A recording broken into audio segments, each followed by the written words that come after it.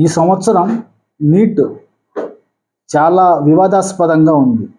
ఎందుకంటే 720కి 720 దేశవ్యాప్తంగా దాదాపు 69 మందికి వచ్చినట్టు అంచనాలు ఉన్నాయి.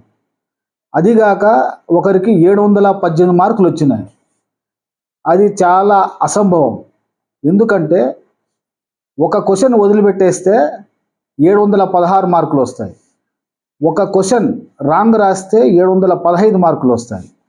అట్లా కాకుండా 718 ఎందుకు వచ్చినాయని అంటే ఎన్టీఏ వారు ఇచ్చిన సమాధానం ఏంటంటే ఒక సెంటర్లో ఒకరి పేపర్లు బదులుగా ఇంకొకరికి ఇచ్చినారు, అందుకోసం టైం వేస్ట్ అయింది, దానికోసం వాళ్ళకు గ్రేస్ మార్కులు కలిపినామని చెప్పినారు.